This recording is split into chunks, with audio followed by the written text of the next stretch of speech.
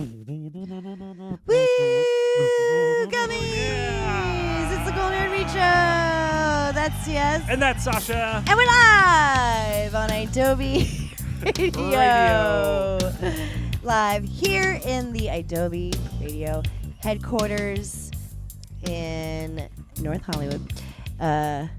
North of Hollywood, California. And we are live just as we are every single Monday for, as long as I can remember. And we are only going to get liver. It's 420 month, and we have I don't know. We have stuff planned for 420. So, to keep up with us, we used to, at the top of the show, just say, follow us everywhere, Cool Nerd Weed Show. But, shadow banning and such, it gets a little nerve-wracking. So we on this podcast have never censored ourselves because idobi Radio, lets our freak flag fly. But the social media platforms that we are on don't necessarily also do that. But we do understand the necessity of these social media platforms. So we will respond to DMs always. So still follow us, Cool Nerd Weed Show. Find us on socials. We are everywhere on the internet. YouTube is where you can watch us, and of course, idobi Radio is where you can find our old shows. Obviously, Apple and whatnot. But in terms of socials, still go on our Instagram and follow us, Cool Nerd Weed Show, because we do post there and we are there. We do stuff with people who are also on there, like idobi Radio. Oh, the 420 people. That's what I want to talk about. The 420 peeps, like our Chef Chris buddy. We're doing stuff with him on 420. So you're gonna want to follow Cannabis Supper Club on Instagram, but you're going to want to look for them just like you look for us. So anything weed related, just make sure you are looking for them and for us on I just saw a bunch of cannabis influencers posts that they're yet again getting banned and losing followers. So bear with us on the social media front. Merch that I'm wearing. That's a good one. It's such a good one. This one is lit. That's a limited edition. It's original artwork from Maurice the homie. Mainline 77. Yeah, this is good shit, man. Maurice is an amazing painter. He's been painting for a long time. He's very talented. He made that painting for us. He did. And we made it into a logo. And we have very talented friends. So but find all that stuff at coolnerdweedshow.bigcartel.com. All of this stuff is linked in our social medias. So, for reference, go on social media and all that stuff. That's all I have to say about that. I just want to get all that out before, I always kind of waffle around with it. Or I rant about Instagram, but it is what it is. I don't friggin' know. The internet's ruining our lives. But it's very important because we live on there and we love it. And it's a very good way to, if you know your sources, just like anything, like weed, if you know your sources, you'll get quality stuff. And we're good sources of information. So find us everywhere. We love you, idobi, for letting us be us. And we love you for listening for very many years. And we're celebrating our 8th 420 together or something. It's probably our 10-year 420 you and I, or anniversary. The show? But the show is 8 years. Yes, you and I for sure. I think that's accurate. I think it's about 9 years that we've been celebrating 420 together. It's crazy. Remember, before COVID? No, I can't. I can't remember anything. Oh, our lives. So that brings us to today. Again, thank you for hanging out with us. We are going to start with our usual. We salute you, the United States of cannabis, under all 50 strains, one pre-roll, under bond. Cool Nerd Weed Show on idobi Radio. Thank you, Fish. It is the Cool Nerd Weed Show on idobi Radio and the United States of Cannabis. We just wanted to give you a quick update because we talked about Hawaii very briefly on last week's... It was last week, right? Yeah. In last week's show. And we didn't really get too in-depth. We just wanted to tell you about, they were bringing up their legalization moment, and it's difficult in Hawaii for a number of reasons and for a number of historical reasons.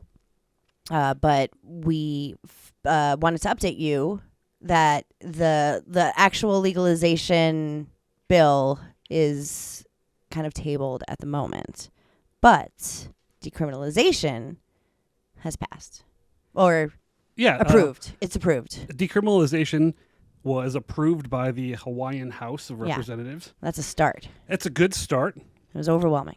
They were like, why are we putting Hawaiians in jail for fucking having weed in paradise? Yeah, I've never been to Hawaii, but I reckon that it's probably really great on weed. So with the decriminalization happening, it probably has another step to pass, but any adult can have, where is it? Up to an ounce of, up to 1 ounce of cannabis and 5 grams of concentrate. Yes. But instead of, I guess if you're caught with this in public or for any reason, it's like getting a parking ticket. It's a $25 fine. Okay, so it's not like, legal. Like, you could still, kind of get in trouble. Like, if you carry more than that, then it's a misdemeanor, criminal misdemeanor. It's still, not legal. But it is, decriminalization is always the first step. It's never like it's legal. That's two different things. But it is less dangerous for you to consume weed, as long as you're not egregious about it or dealing it, but yeah, it's a step. It's always a great step to see a state decriminalize possession. It's good. Yeah, because previously, if you had 3 grams, less than an eighth, then you could spend 30 days in jail and $1,000 fine. Yes. Just insane. Yes. So, there's some progress being made in Hawaii. Their legalization actually stalled. Yeah, we brought it up last week briefly because we knew they were going to talk about it. We are so not in the community and we don't know what it is like on the ground out there. So of course I want safe access and for weed to be legal everywhere, but I don't know if this is the best bill for Hawaii. You know what I mean? I don't know. I'm not sure. Just like we'll get to Florida later, just like Florida and just like California. We got there at California, but when we voted on this bill, it was not the right bill just yet, but it did have a lot of the things. It did check a lot of the boxes. The Hawaii bill doesn't seem to just yet. Democrats and Republicans, both sides are not quite sure what they want to do with legalization in Hawaii. And again, there's historical stuff about that where, we did what we do and made sure that they could not produce any weed. But it also has gotten to now, to the present day, where it has to be done the right way or else why do it at all? Which I think is the thinking. I don't think they're like, this weed is going to, fucking DeSantis is people are going to die. I don't think it's so much that there. But again, I'm not there and I'm not in there. So correct me if I'm wrong. There's an interesting caveat to SB 2487 in Hawaii. And that is that it creates a new law that prohibits smoking cannabis in public. The decriminalization? Yes. Wait, really? Yeah. It's at the very... oh, I see. Oh. So it is a step forward, but if you are smoking your ganja in public, wow, then you're going to get a $130 fine. And that's the law. That will be, I guess. Wait, is that the law? Is that it? Is it? I think that's it. We're there? Okay. I think we're there. So, once it's said with words, it's kind of you got to follow the law if you don't want to get in trouble. And we would advise you to do that. So if you enjoy smoking weed, you are kind of quote unquote responsible about it. Just, be careful. Yeah, be low key. Know your rights. Don't light up on Waikiki Beach. No, and again, know your rights. If you, I would have to assume searching and reasonable causes and whatnot are different in Hawaii because of the laws. So yeah, just don't, maybe taking a ride and smoking an owl is a thing we do another time. And this time we stay on our properties. Just so we don't get in trouble, and maybe we can get a good, nice, delicious, well-rounded legalization bill put together and put forward. But until then, this is fine. It's baby steps. Little tiny baby steps, but we're making them. And I think it's important with these new states that are becoming legal to take your time. As long as you're going to get there, you know what I mean? Don't rush it. Pay attention to the traditional market locally, and maybe go from there. So Hawaii, good for you. Be safe. Continue to move forward in the world of weed. So next, we just wanted to talk about this piece of news. Justin Trudeau. Yeah, chimes in on legalization, Which he's done often. Canada just, not recently, I guess recent history, legalized. In the scheme of things, I guess. Did a full sweeping legalization for the whole country. Yeah, this was about, what, 5... I don't know, we were doing the show, right? Because we talked about it.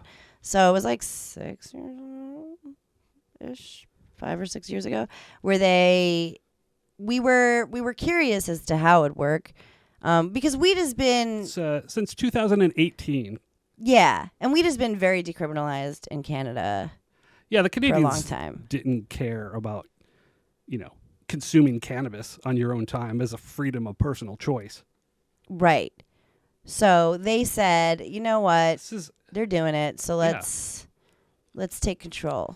Well, I guess last week we were talking about which senator was saying that was cannabis, if the states, if we rescheduled or descheduled or legalized cannabis in any way countrywide in the USA, that we would be in violation of UN treaties. Yeah, what the hell was it? Wait, what was it? What were you talking about? Yeah, it was one of the we did talk about how Germany is applying for they're doing it right. Germany's going through the process. They're going through the process in the EU and putting it on the books, and how it. We did. We talked about, would Germany be violating UN treaties? And I think they're working that out with the UN. Yeah. Would the EU be in violation? Well, Justin Trudeau chimes in and says that nobody in the UN even batted an eye when Canada legalized countrywide. And nobody even said anything.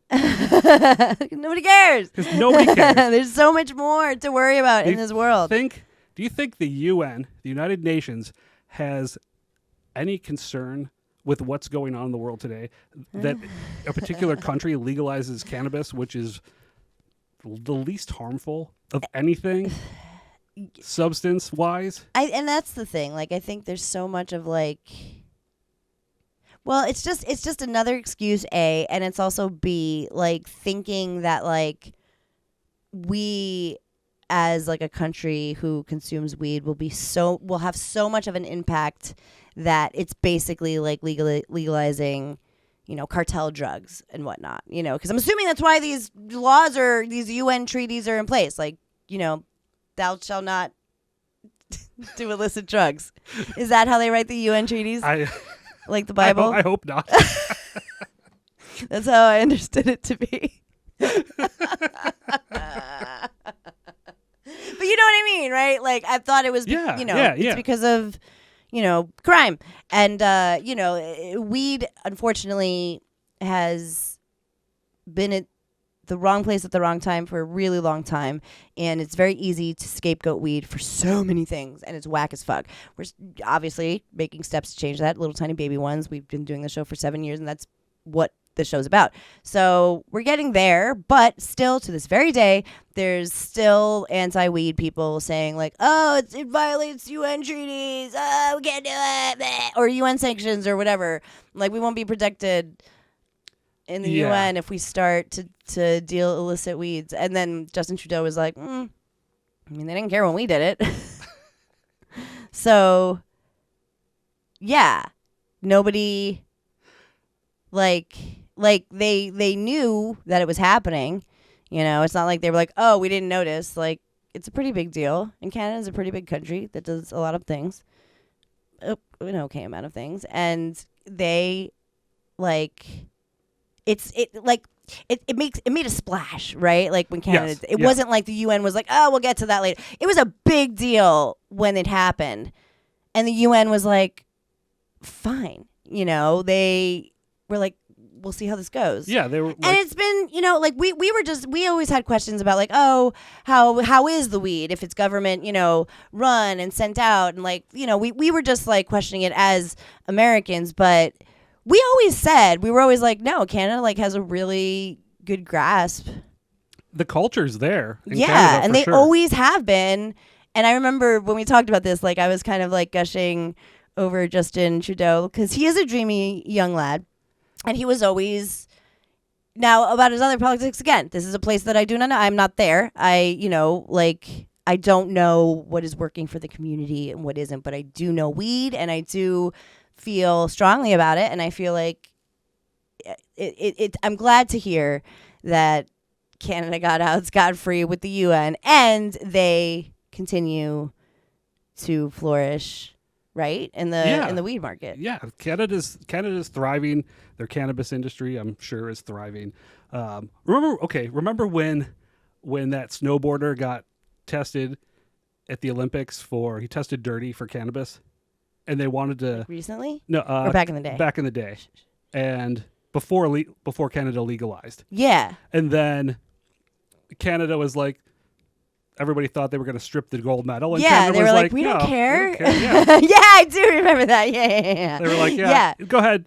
You're cool. Keep the gold medal. Yeah. Yes, of course. Because they, you know, their stance on weed is like a very logical, non-biased opinion on weed. Here, it's not like that. The reason why Justin Trudeau said that is because we, in our like attempt to reschedule and our arguments for and against, where one of the arguments was publicly, like somebody was like, well, you know, it violates all the UN things, and Justin Trudeau was like, well, yeah, like you guys are good, just try it. You know, just like see what happens. how it goes. The Yeah. UN treaty was written in like the 60s. Right. So it sort of needs an update. Well, so many things do in this country. So many. And that is certainly one of them. And yeah, Democrats, of course, like, or, you know, pro weed people. And there are pro weed people on both sides who they both are like, don't let that be one of your reasons, because that's stupid. The UN thing, you know, like that's dumb. If you want to like say, like outright say that like cannabis leads to death or some, you know, shit, some fear mongering stuff, then say that. But don't be like, oh, the UN, because just that's not so. It doesn't seem to be so. It seems that, like you said, the world is a real mess, and there's a lot of stuff the UN is dealing with. Legalizing something that should be legal and that like should be, you know, looked at closer in a way that advances it. That's not, I don't think, a fire that the UN has to put out. No, not at all. Yeah. So nice try, DEA, or whoever who's doing it. Just like anti-weed lawmakers are saying this stuff, right? Yeah, it's the usual cannabis naysayers. Yeah, just the antis, and you know, you sound silly. So, did the UN say the UN hasn't like really been like, yeah, you know, they're probably not even going to talk about this issue with everything that's going on in the world. Nobody even brought it up.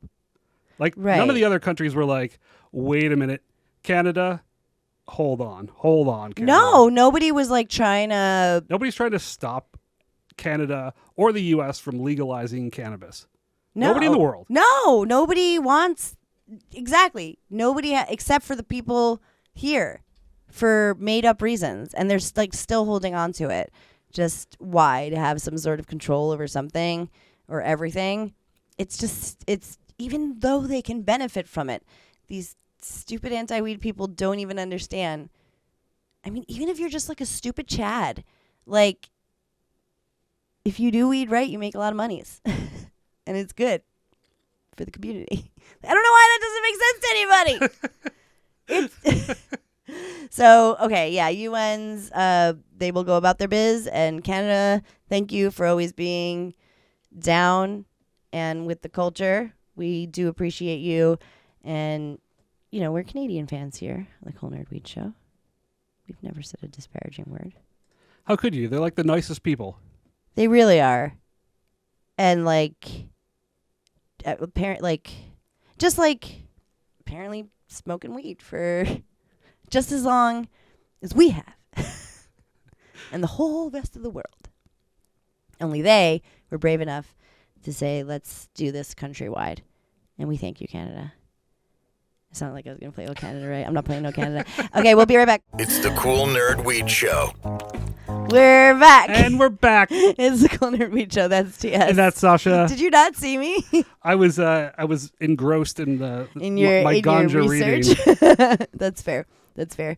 You can't fault a man for being hard at work. We're back on idobi Radio. Listen to us everywhere, all of the time. Listen to idobi all of the time. Find us, Cool Nerd Weed Show, all over the internet. Follow us where you please. We respond the most to DMs on our Instagram. You can also email us. We respond to all of those things pretty quickly if you want us to shout you out or answer like a question or bud tend or help you with stuff. And like, you know, we try to be like your friendly neighborhood bud tenders. Like that's our goal, because we know weed is often a uncharted territory for most who like had one experience or two, and like we want to be a trusted source. Now, we don't have any fancy degrees or any sort of higher education on weed. We just know from the streets. And we do. We just know from our own experience, which is extensive. And there are some things that like are offered in this world. Back in the day, it was Oaksterdam, and we've talked about that before, which is, it's just like kind of like a semester long course, which is extensive and which was put forth for education and for like expanding your knowledge in the weed industry. And it seemed back in the day when Oaksterdam was founded that it was in earnest, just to like spread the knowledge and love about weed. They charged, but it really did seem like you got a bang for your buck. Like it was pretty affordable. Yeah, it was affordable. They offered grow classes, like marketing, like being a bud tender, how to like trim, like kind of like a whole thing on how to trim. And legal. Yeah, exactly. Like knowing your rights. And back, 6-7 years ago, it was different. So yeah, like Oaksterdam. I mean, look them up. They still exist. You could, I think. Yeah, they're in the Bay. Yeah, you can still take courses there. We actually really we like Oaksterdam and its purpose. So I just wanted to note that. We talked about this other thing, we talked about this other thing a couple years ago. I don't know. Yeah, when they first dropped the Gangier. Yeah, like I was program. talking to someone about weed, and it's somebody from Jersey who does, just kind of like started their smoking journey, but like always smoked, but like now that it's legal and accessible. And I'm always so like curious about like every strain, obviously, that they get. And I'm like, so describe it, like how does it taste? How does it feel? And, she'll be like, oh, well, it's like a little sweet, but also like kind of, not fruity, sweet, but just kind of like candy. And I'll be like, does it have like a pine taste or like a gassy taste? And, like I'll explain to her about terps and all that stuff. And she was like, oh, it's like it's like a wine taster. And I was like, well, there is a thing Exactly. that exists. Is it lemony? Is there strawberry? How is it on the inhale versus the exhale, or both? Right. So just like in wine, you can get certified to taste, basically. And this Ganjier certification service. Yeah, I guess it's a service, a school. I don't know, Course. accreditation. Yes, that dropped a few years ago, and we talked about it, and we were like, "Oh, that's cool." I guess. I mean, I don't know if we were dubious back then. I think we were just like. I think we were a little dubious. I'm sure we were. I'm sure we tried not to be haters, but we were like, I don't. So like, just to kind of like, we were just bitching about this before the show because we're gonna try to do like focus on it like a terp every week because we do want to like, embrace the way that we talk about weed now, that it's not really indica sativa hybrid THC percentage.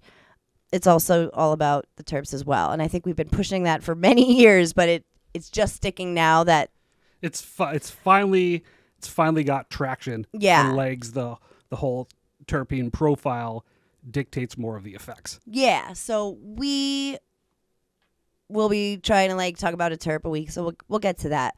But we were just kind of like, because I was saying about the wine thing, and I was like, yeah, like that's how I usually describe terps, and then you were saying how you like signed up. Is that what you did? I signed up at the Hall of Flowers for information about the Ganjier services and class, and that's also I think that was part of a drawing that I could win a discounted course. Okay. So it's very interesting. Like I like the format. We actually created our own much more fun system of evaluating cannabis. Yes. But yes. Yeah, we had a whole. Yeah, we did. there's like a 5-part. It's a rating system. Yes, a rating system. Well, they've done a similar thing, and you go. It's an online class, and then you spend 2 days up in Humboldt, learning and hands-on, like a lab, and then you have a chance you have one shot to get this to get your certification. Yeah. Well, you were way more mad about it before the show. Now you sound way more into it. Okay. I'm presenting. Okay. I'm presenting all of the information. You're going to give here. your opinions afterwards. Yes. Okay. So it had so you basically spent. How much do you spend for this? This class is almost $3,000.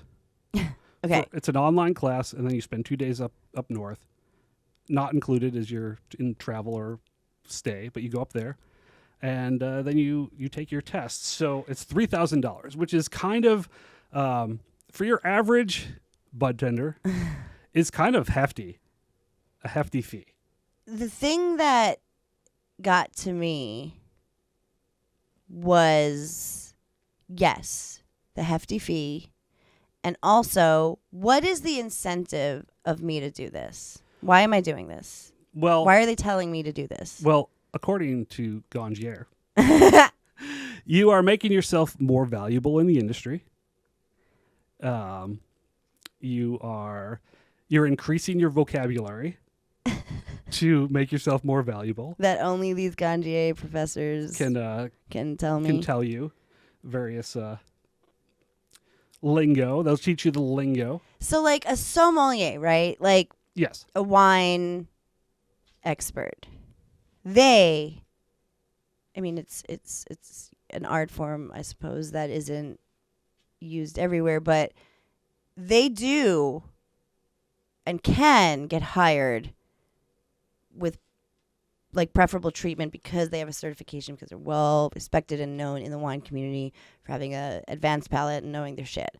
They actually can get hired at like high level restaurants in which they get paid large sums of money. Yes. Weed is not at that point yet. Well, I can't stress this enough. We are not at the point where you're going into a fucking weed lounge and fucking TS and Sasha are walking around with a napkin on over our fucking arms being like, yes, would you like to have a pair of weed with the fucking humulene? We're not at we are at the point where we know these things. I'm not saying the knowledge isn't there, but the upcharge for expertise, no, bruv. Like we know weed because we love weed, and that's we're not paying to know more. Now, if we pay to know more, it's going to be because we love weed. It's not going to be, and if I wanted to go to Amsterdam when I first got into cannabis because I was like, I would love to know how to trim. I was not getting that. I was not getting that training at the weed because I was being utilized in different ways, So I never got to work at a grow or to trim until well after the weed, and I did want to be able to say, oh, I know how to do that. But then I learned, and then and then it was Gucci from there, because that's how weed and weed culture is. And I'm not saying we can't elevate the experience and we can't make it into an experience where knowledge is power and wealth. I'm not saying that. But to spend your hard-earned monies to go to a place and for them to say, oh, yeah, if you apply to the fucking local dispensary and you say, I have a ganja certificate. I don't know. They're going to want to know, in California anyways, if you know metric before you know your weed. Oh, for sure. For sure. And we had a test back in the day at the weed, and I actually thought I was going to get tested on all of the weed that we had on the shelves when I first started working there. So I studied all of our weed maps. Amazing. We did not get tested. But we did have to take an initial test. But I did. I was that's what you would do in a restaurant. You would study the menu. Yeah. You have to know what you're selling. Yeah, they test you on the menu in a restaurant. If you know, you know. So if you treat it like that, I think, you're well on your way. But to expand your knowledge, I'm not knocking that. I am knocking selling your fucking boy, at the local dispensary is oh, we'll put that guy who has the ganja certificate on top of the list. Yeah. I want to talk to him. When I apply for a cannabis job as a bud tender, if I put ganja on that I'm certified, am I going to get more than $16.50 an hour plus tips? Now that is what they are proposing. Now, I don't know about in other parts of the country and whatnot. I know at the places that oh, could you imagine a ganja representative coming to a dispensary? Man. And doing a demo, a presentation. Or presentation to the employees and being at a meeting and being this is what we're doing. And we have a discounted coupon for you for 10% that brings it down to $2,999. You're $17 an hour plus tips that you tax. Please put all of that to... And we're not saying there's not great money in weed at some point, just so you know. Getting into the weed industry takes no matter if it's corporate weed, multi-state operator weed, or your old school mom and pop weed, you got to work and you have to love weed to do it. I believe that. Maybe I'm wrong. Maybe you could be a passive weed employee and get your certification and just be yeah, I could do this with my eyes closed. But I feel if you're gonna do weed, you're gonna know weed, For sure. All of this information's out there. It's just more about, I don't know if you can necessarily teach this. Right. It's more hands-on is how we really learned, was hands-on. Looking 100%. Looking at hundreds of pounds, looking at the packs, looking in the turkey bags, getting your face in there, and then looking at the structure, looking at the flour, and then smoking it. Listening to your homies, just listening and learning. That's what I did. I made homies with the best in the biz and did a podcast with them. Oh. But it's true. That's what you do. And I'm not I know this sounds like a ganja smear piece, and we will get to humulene, I swear. But I just don't like selling the idea that you go to this, you spend your money, and then dispensaries. Now, I'm not saying that maybe a weed lounge of some sort Maybe like one will of the want to hire the lounges in West Hollywood that Right. pay better, that are trying to, like Woody Harrelson's place. right, like would- the woods. I could would see be like you could step into hiring the a ganjier. professional, going around being like, did you get the fucking corn dogs? This is what pairs well with the fucking corn dogs. Some, OG. No, OG does. Actually, OG would pair it. Yeah, stuff like that. Like, I guess I can see that, but at the same time, promising the like idea of more money because you paid money to take a course, it kind of reminds me like a little bit of like my generation's like college issue, and that's why we're in like thousands and hundreds of dollars of debt that we can't get out of ever. So like, let's put our money where it's important. Maybe at some point you can go take a ganja class for funsies, and you'll be there. It would be cool. But here's the part that pissed me off while we were chatting earlier was they're claiming that after this certification that you could make over $100,000 a year. Yeah, see, that's not in the that's industry. a lie. Yeah, that's insane.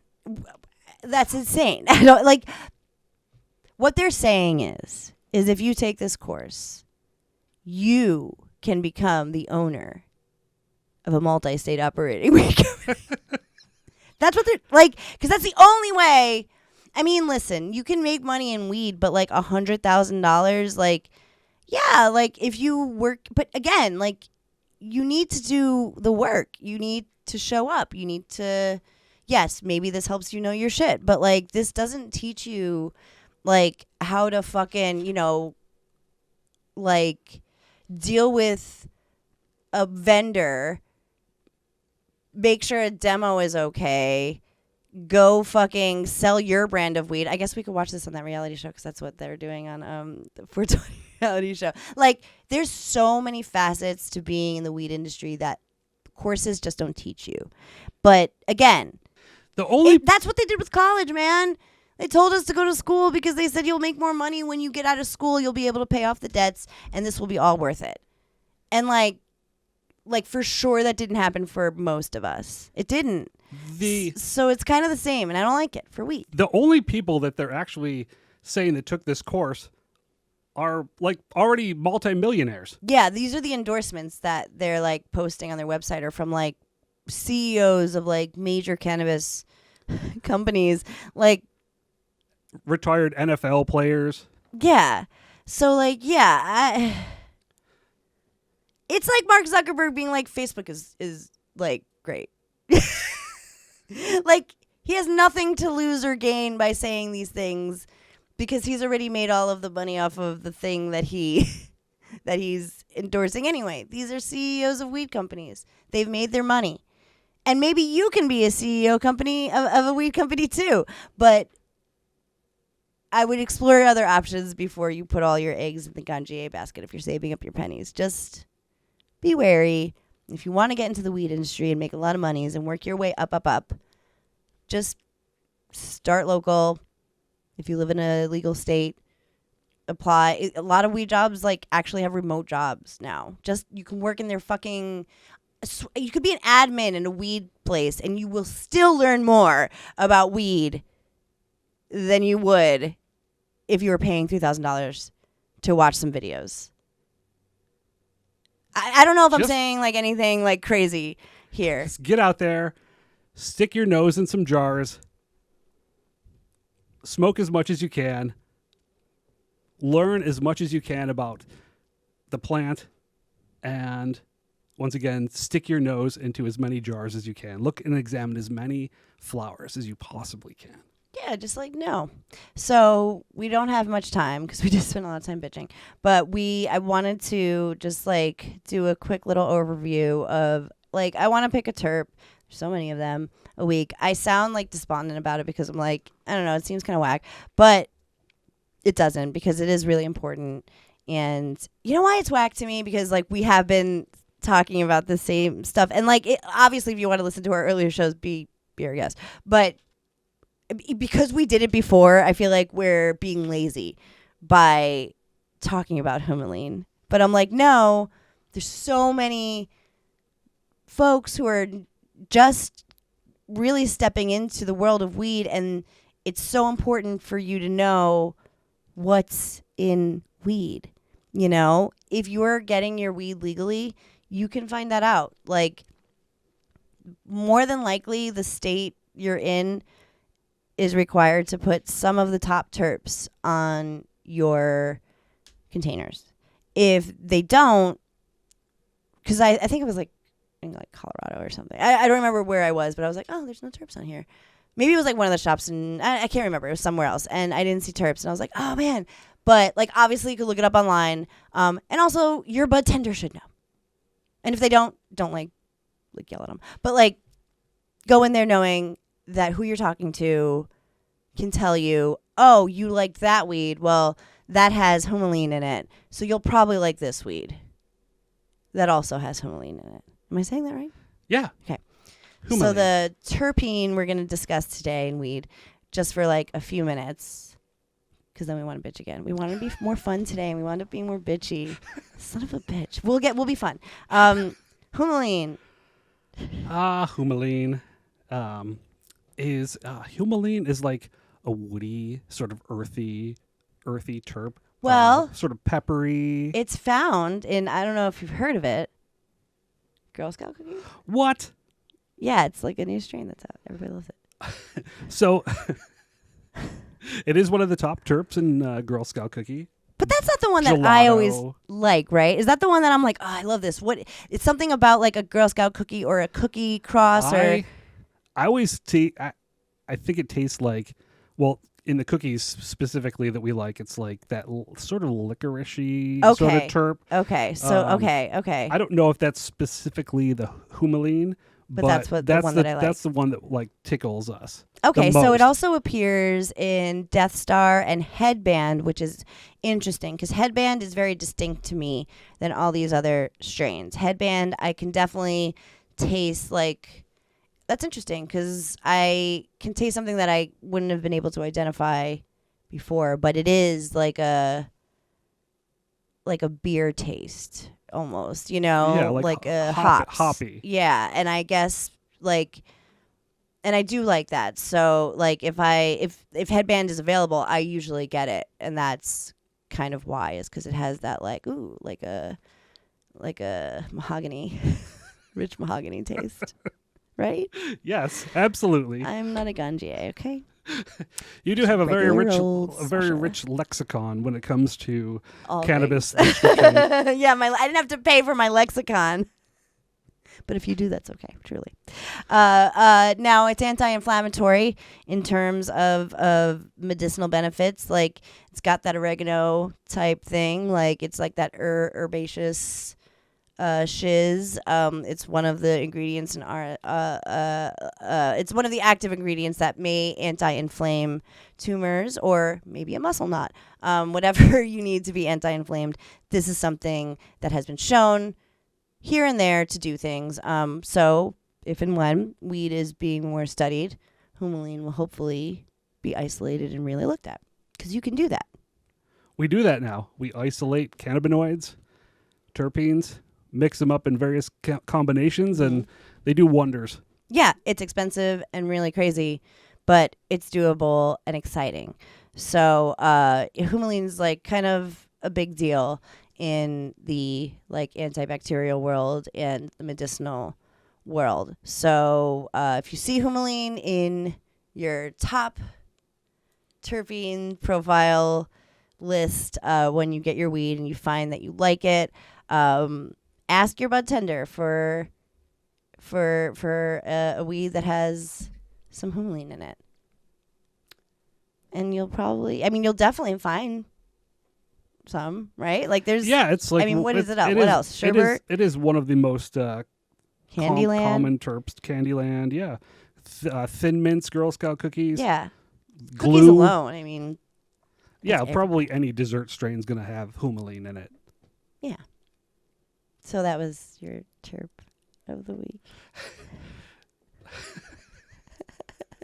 I think there's a song there. We need a Yeah, song. no. We're gonna make it sound better next week. This was a demo that might not even make it to the podcast, but this was a demo to see how it goes. I had a whole bunch of ideas while we were doing it.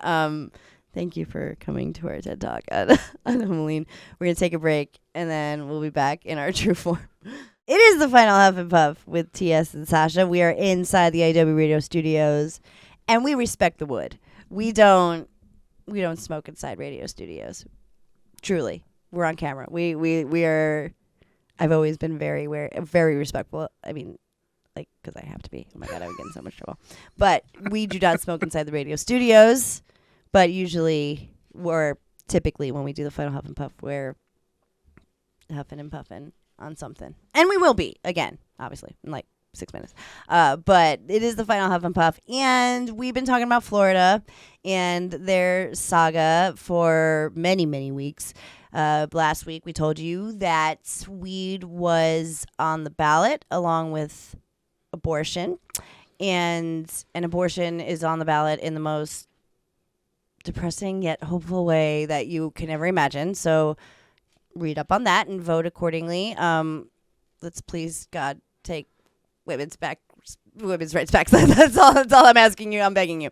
But also, weed is on the ballot, and it has to be approved by like 60% or something like that, right? Like it's like 85% majority. In Florida, this particular ballot initiative has to be approved by 60%, which is a little bit odd. It's a little bit more than 50. What it is, yeah, 51%, which is generally the standard. But it's 60%. I'm confident because medicinal cannabis passed by like 70%. Yeah. But Ronnie DeSantis, governor, Ronnie D. Governor Ronnie D. Is he plays both sides of the fence on this issue. Oh, really? Yeah. And I thought he was an honest Ron DeSantis says that the voters are going to go against these radical elements. Yeah. They're going to reject the radical ballot measures, like radical cannabis and radical abortion rights. And the worst thing he says about weed, though, like, this is what he's been saying, even though, like, we talked about this also. You can listen to our like show from like maybe a month ago where we talk about how Ron DeSantis has his hand in weed all over the place and benefits from weed companies quite a bit. So he didn't give a fuck about the morality or anything of weed. He is just aligning with but that's the worst thing. And also he doesn't give a fuck about that. He's just saying because he has to say the thing that doesn't align with like just him, which I don't understand why he can't just be like, yeah, man, we fucking like weed here. We're going to make fat stacks off this multi-state operator, and we're going to do it in a shitty way. I would be more comfortable if he said that. I would be more comfortable if he stood with the fucking True Leave CEO hand in hand at a podium and was like, we did it. We did it, Ron. We became the president. Oh, God. But no, if he stood and held their hand, I would be more satisfied with that than him being like, oh, it's going to smell bad. It would be more transparent if he did, but Ron DeSantis signed into law like smokable cannabis when he took office for cannabis for medical use. Yeah. And then he took a lot of money from True Leave and probably still is. I wonder how True Leave feels about this, the flip-flopping of Ron DeSantis. They don't care. They're making fucking millions either way. Don't care. They really, really don't care. They don't care. So these two issues are interesting because I want to know what's so fucking radical about legalizing cannabis. Well, what's so radical about a woman's right to choose? Exactly. What's so radical about abortion rights? That's why these two issues are interesting. Like, we know why historically they are. For sure. But logically. These two issues are polarizing. And I believe that we're gonna be on the right side of history Cannabis is going to become legal. Women's rights are going to be intact in Wow. Florida. You think so? I think so. I think people are going to come out in droves. Like more people are going to come out for pro of both of these issues than ever before. It's going to be, they're going to get like 75% for cannabis legalization in Florida. And then like Florida will become the hero of the country. I don't know about that. I would not go that far. Florida's the hero. Like, and then they will vote out Ron DeSantis. Yeah, I like that. Well, listen, we know the citizens of Florida want better things for themselves, and maybe this will happen. And Ron DeSantis, I feel like that'll happen, and it'll be like the same thing as always. Like that'll happen, and then Ron DeSantis will be like, "Yeah, I knew it all yeah, along. bro. Like I fucking love weed." So, we do have hope. We really do. We know Ron DeSantis sounds and looks like an idiot. So, I'm just kidding. Florida, you're gonna be our heroes. And on that note, imagine those State of words. Florida saves United States. Yeah. You can do this. You have a chance at a redemption arc. On that note, we are going to go. Follow us everywhere. Cool Nerd Weed Show. coolnerdweedshow.bigcartel.com. Thank you, Florida. Thank you, idobi. And Don't panic. it's okay.